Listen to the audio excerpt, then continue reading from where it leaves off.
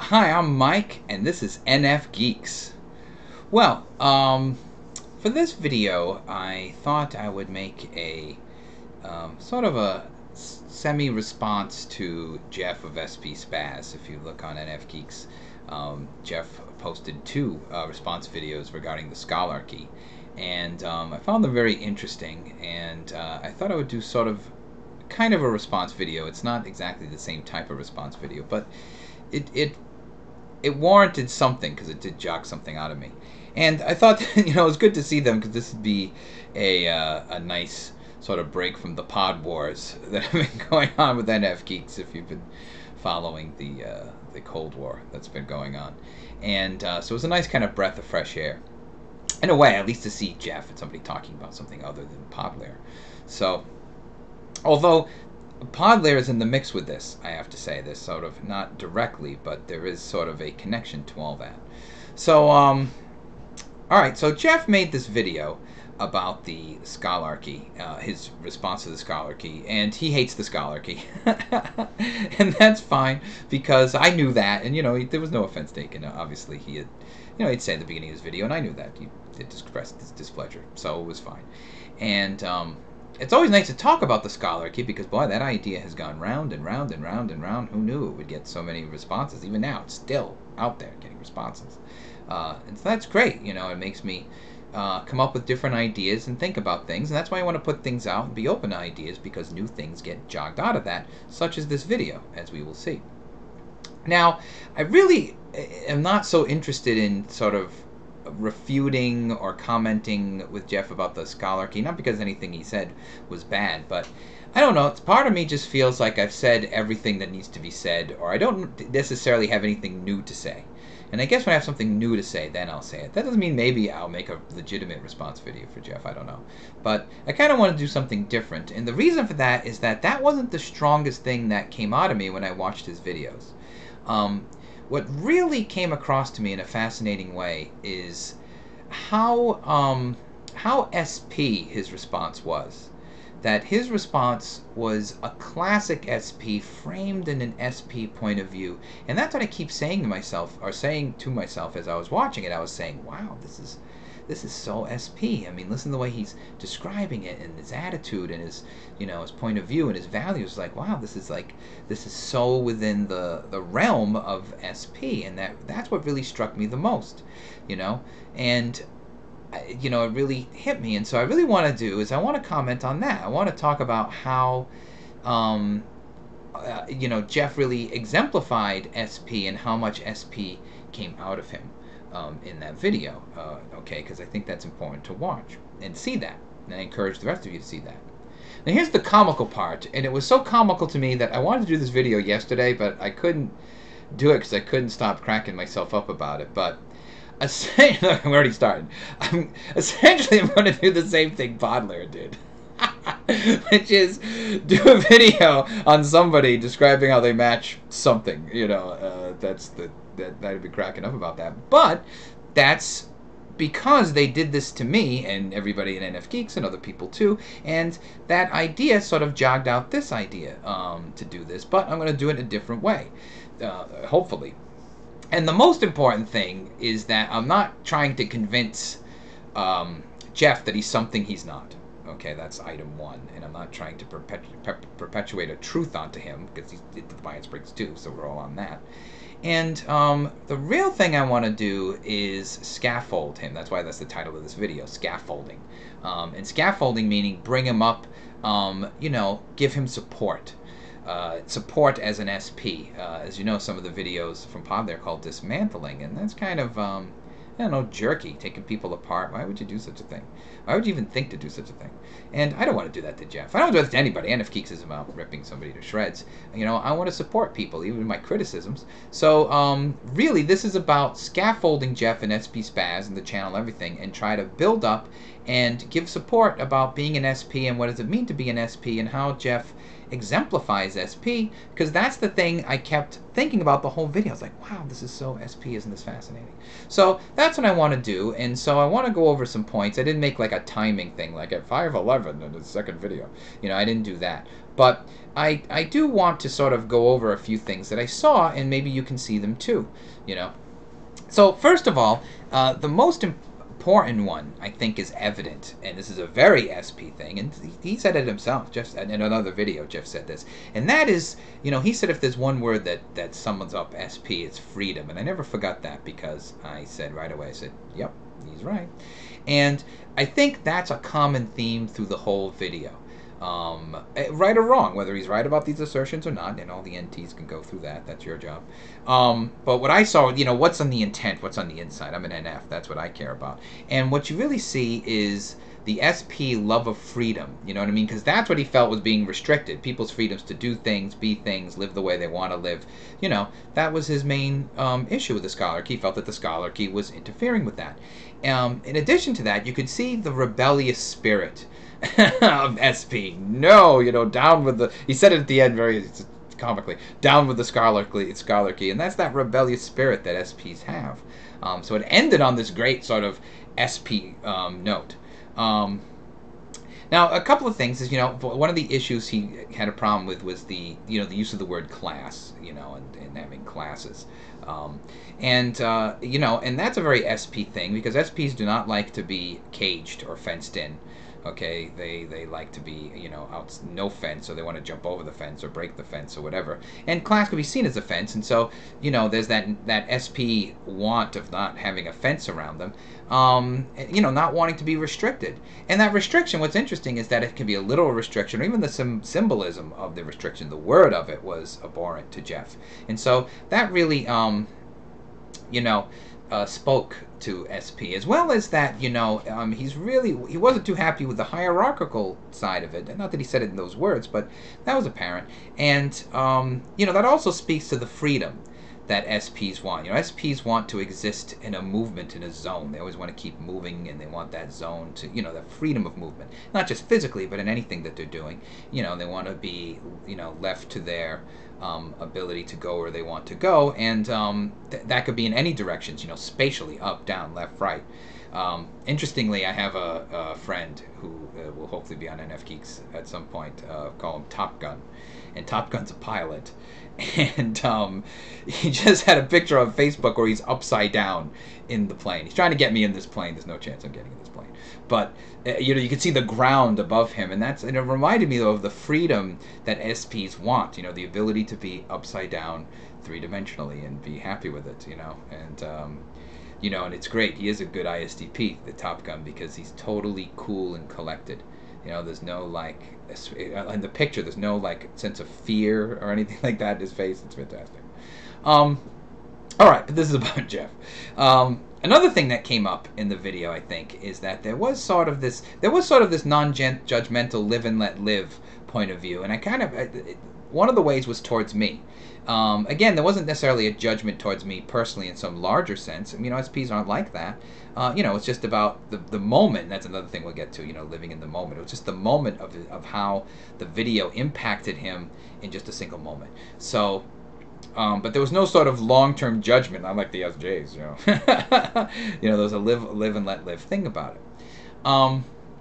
All right, some other SP things that came up, and really, it was really fascinating. Like, I kept watching and thinking, my God, this is so SP, more and more and more. One was his, you know, not being impressed by status or status achievement or symbolic representations of status, like diplomas and things like that. That's very SP. SPs in general are not impressed by that. You know, they just kind of shrug it off. You know, and would rather see people both thriving and being acknowledged for the ability to have their abilities, their individual abilities, regardless of what institution and what merits and what you know, paperwork you have about that. You know, it's, you know, the sense of accomplishment instead of you know, almost in spite of education, really. Okay, and you know, there was a real sort of, you know, that was kind of comical. You know, real skepticalness of the value of higher education, and this is very SP, because SPs actually, out of all the types, have the hardest time with higher education, and many of them drop out. Now, they don't drop out because and he dropped out he admits. And it's not because they're stupid, and it's not even because they're lazy. It's because of the rigidness of higher education that does not allow for the freedom that they desire in any sort of way, in terms of time constrictions and what they need to write about and how they need to write about it. There's all these boxed in moments, and I think that they rebel against that, and they don't want to learn that way, and they want to learn kinesthetically as well, instead of like listening to boring lectures and things like that. So, the skepticism he has really connected to SP, or my understanding of SPs, about that. And how worth is measured, how you're supposed to measure your worth as a person. I mean, he talked about that over and over again with talking about the different jobs at Walmart or whatever, things that I mentioned. And, that really speaks to an SP point of view that, your worth doesn't have to do with your rank, but, about your freedom and how you're using that freedom. And, whatever you do that's happy is okay. And again, there's that live and let live SP thing going on with him as well. One of the things I found the most fascinating is his sort of interpretation of education and even the other jobs in terms of skills and skill set, and even the word choice of skills, because that is a primary SP wish and goal and value and ability to be very skilled. This is sort of known. SPs pride themselves on their ability to be skilled in various things, whether it's sports or art or craftsmanship or whatever it is that they're skilled in. They're big in using skills and being a craftsman and creating something excellent from their craft and being excellent in their craft. So it's not an accident that he talked about skill sets, and that education is really just a set of skill sets and using them, because that would be the SP point of view of education, and that's how you would get through it, because that's how they get through everything else that they do. And so that's the the frame that he used. Very SP, very fascinating. And he talked about that, in terms of, and skills that are important, and he sort of alluded this about education. Important skills are really skills that have some kind of utility, actual concrete utility, that you can use. That's very SP, very S, just to begin with, And, there was a pride in the kinesthetic skills that he had, that he felt that I was disparaging, which I might have been. But that those things are valuable to him as an SP. And and that kind of craftsman and technique is far more important than than learning about some abstract thing, and that the education process is both, again, a technique and a skill, and at the same time, education should be about skills and techniques that are essentially useful, towards some kind of utility of happiness, as he sort of indicated. Again, I'm sort of inferring that, but if you watch the video, it is very SP, and it is in there, So, Jeff is really exemplifying SP in this video and all their attitudes, and I feel that his view really would be the SPs in general about the Scholarchy. There might be some dissent, but, because out of freedom, they're going to dissent from the other SPs. But really, I think he really sort of voiced the SP opinion, and at least also he voiced what an SP sounds like and how an SP uses words. And that's also important, because this gets to Podler too, kind of going back a bit, is that the way I try to do type myself before I actually administer the tool is I look for the words. That's what really tells whether somebody's a type, whether an SP or an NF or whatever, is word choice. Where are their values? Where are they oriented in time? What's important to them? And how they describe that through their language. Language is, I think, the biggest indicator of type. If you can find all that in the way they speak, anybody in the way they speak, you can narrow down at least the temperament, I think. And Jeff is a good example of that. Very SP descriptions of everything. And also, in there are the idea of, he had that SP cynicism that kind of runs through SP sometimes, and wanting not to be interfered with in terms of rights, and that's how he saw rights, and again, that has to do with freedom, wanting that freedom and not being interfered, and also that live and let live, not interfering with anybody else. Again, all of this very, SP. And it's interesting, too. He had his own sort of impulsiveness that he mentioned, going off topic and rambling. That's sort of very SP. And even the, sort of doing this on the fly a little bit is very SP. And ultimately, the last two things I want to talk about with it is that, he definitely wanted to make an impact. And again, wow, is that on SP or what? You know, he wanted to make an impact on me, on the viewers. You know, that's why at the end there's that loud down with the Scholarchy. You know, he wanted to, you know, hit it home, and that's wanting to make an impact of some way, and that's completely SP. You know, and also seeing himself as sort of the freedom fighter of all this. You know, and making an impact as a freedom fighter. That's very SP. So I feel like I should comment just a little bit on just a few things he said. Not so much about the Scholarchy, but things now that aren't necessarily SP but amused me, or at least my response to. One though I want to make clear is that the Scholarchy is not a liberal agenda designed to be that way. In fact, I might have said this in other videos, but this was inspired by interacting with military officers.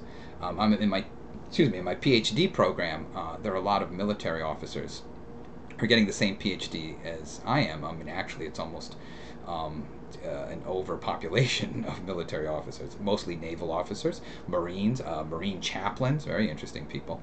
And, you know, these are conservative guys, all right? I mean, Marine chaplain. And some of them are neocons, all right? These are, you know, not liberal people. And they were very well educated. A lot of them had 2 or 3 master's degrees, okay? And they're all officers, you know, commanders, lieutenant commanders, majors. And what I noticed is that when they argued conservative and traditional values or ideas, and they did, it was through the intellectual base that they had and that they were studying, okay, with me. And they made very reasonable, logical, calm, sane, believable arguments for lots of conservative issues. And it occurred to me that, you know, that's when it occurred to me talking to them is like, you know what, this doesn't sound crazy. This now sounds something reasonable to talk about, and there could be negotiation and consensus. And that's when it made me realize that, you know, the problem in America isn't between liberals and conservatives, it's between intellectuals and non-intellectuals, because intellectual conservatives and liberal conservatives can understand each other and connect and meet and compromise and maybe even have consensus. So it was actually interacting with conservatives, educated conservatives, military officer, okay, think about conservative that is, military officer intellectuals, you know, that brought me to the Scholarchy. All right, so just a couple of last things that kind of made me laugh. The first one is a comment about women's studies, and it just made me, the thing I thought, it's not here or there, but I thought, you know, Jeff and I exist in very different parts of the country because you could not, where I live, that could not be said in that way, okay? I don't live in a part of the country where you could talk like that. That's the first one. The second one, frat parties.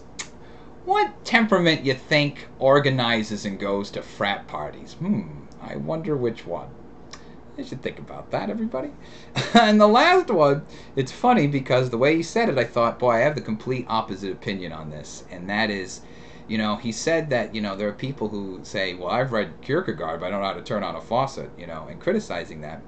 I have to admit, I have the opposite criticism, which is that I've never read Kierkegaard, but I know how to turn on a faucet. It particularly hit me because Kierkegaard happens to be my favorite philosopher of all the philosophers. And I have to say, though, turning on a faucet is not that impressive, okay? Go to YouTube and, you know, there are cats that can turn on a faucet, you know, and they have brains the size of walnuts. So, I don't know. There has to be a greater skill than that to make a comparison, you know, with the faucets. So this is just comical things. It's not really about the Scholarchy. But still, regardless of that those things aren't here or there. They're just things that, you know, made me giggle and laugh when I heard him say those things. But the most important things I want you to take away with, everybody, is watch his videos and really see the SP expression through the word choices, the values, the orientations, the way he chooses to express himself.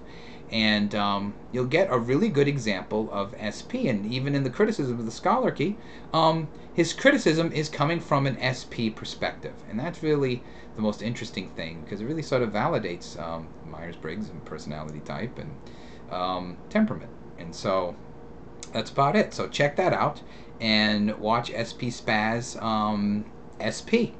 And hopefully, Jeff, this has built you up. That was my, again, this isn't a dismantling, it's a scaffolding. And this is to sort of build you up and say, look at this SP. He's a good example of SP. All right, that's it. Take it easy, gang.